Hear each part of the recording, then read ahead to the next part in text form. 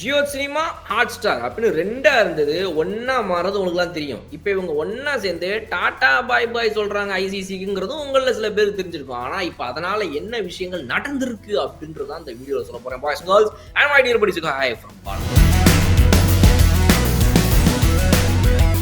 Jio and Hotstar 2 பேரும் ஒண்ணா சேர்ந்து ஜியோ ஹாட்ஸ்டார் ஆனாங்க. ஏங்க இப்ப பிரிய போறீங்களா? அப்படின்னா பிரியலாம் போல. நாங்க ஒண்ணா தான் இருக்கிறோம். ஆனா உங்க கூட இருக்க மாட்டோம். பாய் அப்படின்னு சொல்லி இப்ப ஐசிசிக்கு டாடா சொல்றாங்க.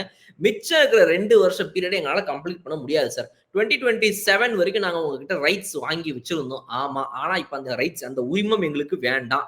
நீங்க வேற எவனையா வச்சு பிராட்காஸ்டிங் பண்ணிக்கங்க. எங்க அமௌண்ட் திரும்ப குடுங்க. நாங்க வீட்டுக்கு போறோம் அப்படின்ற மாரி. எது அமௌண்ட்ட குடு வீட்டுக்கு போறோமா? ஏய்! என்னையா சொல்லிட்டு இருக்க நீயு? போய் T20 வேர்ல்டு கப்க்கான வேலைய பாரு. அதெல்லாம் அப்புறம் பேசிப்போம். T20 வேர்ல்டு கப்பும் பண்ண மாட்டோம் நாங்க அப்படின்னு. என்னடா சொல்ற? அப்படின்னு ஷாக் ஆனாங்க. இது வந்து ஒரு 4, 5 நாளுக்கு முன்னாடி நடந்துச்சு. உங்களுக்குலாம் தெரிஞ்சிருக்கும். சோ இந்த வாரத்தோட ஆரம்பத்துல திங்கட்கிழமை எதுமா போட்ட அந்த வெடிகுண்டுக்கு அப்புறமா, இப்ப அடுத்து என்ன நடந்திருக்கு? அதோட இம்பாக்ட் இந்த வார இறுதியில அப்படின்னு பார்த்தீங்கன்னா, நம்ம இந்திய கிரிக்கெட்டுடைய இந்த மீடியா ரைட்ஸ நாங்க திரும்ப குடுத்துடுறோம். எங்களுக்கு வேணாம் அப்படின்னு சொல்லி சொன்ன இந்த ஜியோ ஹாட்ஸ்டார்னால, திரும்ப இந்த பக்கமா, அந்த பக்கமா இந்த 4 நாள்ல தேடி இருக்கிறாங்க நம்மளுடைய ஐசிசி.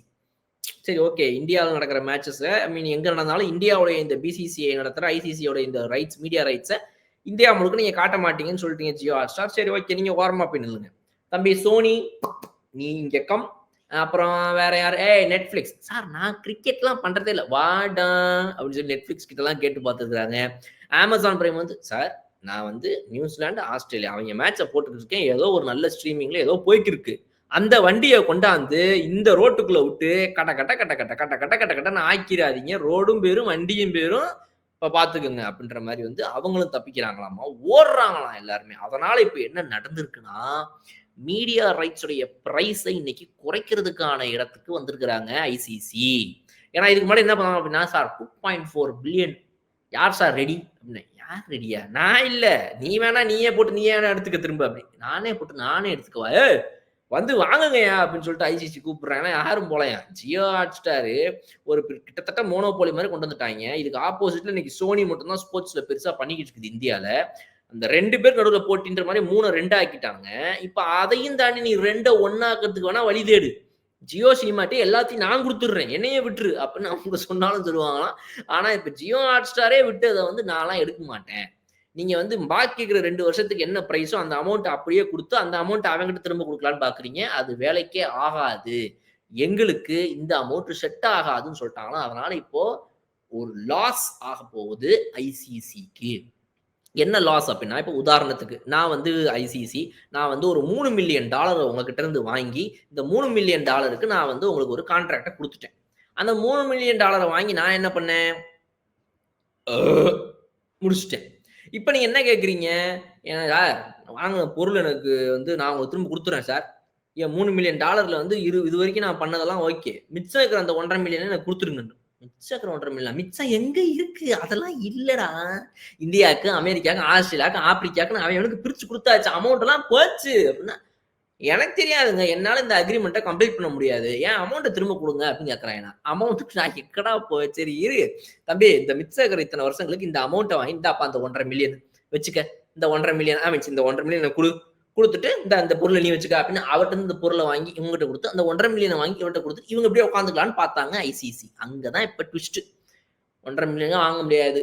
ம். ரூ. 50 அப்படின்றாங்களாமா. இப்ப இந்த ரூ. 50 அப்படின்னு போட்டா, மிச்சம் இருக்கிற அந்த அமௌண்ட் யார் தலையில விழும் அப்படின்னு பார்த்தீங்கன்னா, அவங்களுக்கு திரும்ப குடுக்க வேண்டிய ஐசிசி தலையில தான் இந்த மிச்ச அமௌண்ட்டும் விழும். ஐசிசி குடுக்கணும். இப்ப ஐசிசி இவ்வளவு பெரிய லாஸ சந்திக்குமா? அங்க தான் கேள்வி இருக்கு. அப்ப அதுக்கு என்ன பேச்சுவார்த்தைகள் போய்க்கிட்டு இருக்குது அப்படின்ற தகவல் வந்திருக்குன்னா, ஒரு பக்கம் வந்து தம்பி இப்ப 2026 T20 வேர்ல்டு கப் வருது. நீ இந்த டைம்ல என் கூட விளாட்டு பண்ணிக்கிட்டு இருக்காத. மண்ட வலி வேற மாரி இருக்கு எனக்கு. வேணாம். ஒரு மாரி ஆயி போயிரும். என்ன மாரி சார் ஆகும்? ஒரு மாரி ஆயிரும்னா ஆயிருமா? அதெல்லாம் ஆகாது. சும்மா சொல்லுவேன் நானு விளாட்டுக்கு அப்படின்னு சொல்லிட்டு ஐசிசி சரண்டரே ஆயிட்டாங்களாமா. இன்னைக்கு சொல்றதெல்லாம் நீ இந்த 2026 வேர்ல்டு கப்ப பண்ணி குடுறா தம்பி.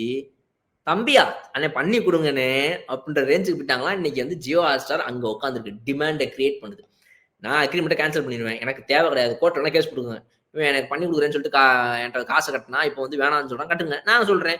என் அமௌண்ட் குடுங்கன்னு சொன்னா இவன் குடுக்க மாட்டேங்கிறான் சார். நான் சொல்றேன் கோர்ட்ல அப்படின்ற ரேஞ்சுக்கு இன்னைக்கு வந்து ரிலையன்ஸ் ஃபவுண்டேஷன், இந்த வியாகாம் 18 இவங்க வந்து ரொம்ப ஸ்ட்ரிக்ட்டா இதுல வந்து வேணான்னு சொல்றது ரெடி ஆகுறாங்களாம். கடைசி பேச்சுவார்த்தைகள்ல 2026 வேர்ல்டு கப் வந்துருச்சு. இந்த நேரத்துல நீ சேட்டைய பண்ணனா, நாளைக்கு நீ என்னைய நேர்ல பார்க்க முடியாது. நான் எங்க இருப்பேன்னு எனக்கு தெரியாது. ரைட்டா? அப்புறம் என்னைய தலைமறைவாக வச்சுறாத. தயவு செய்து சொல்றேன். இத பண்ணி குடுத்து முடி. அதுக்குள்ள நான் ஆள தேட ஆரம்பிக்கிறேன். கம்மி அமௌண்ட்டோ என்னமோ ஏதோ பார்த்து முடிச்சு முன்ன பின்ன முன்ன பின்னவா? சரி ஓகே. நானே எல்லாத்தையும் பார்த்து உனக்கு பண்ணி முடிச்சு குடுக்குறேன்.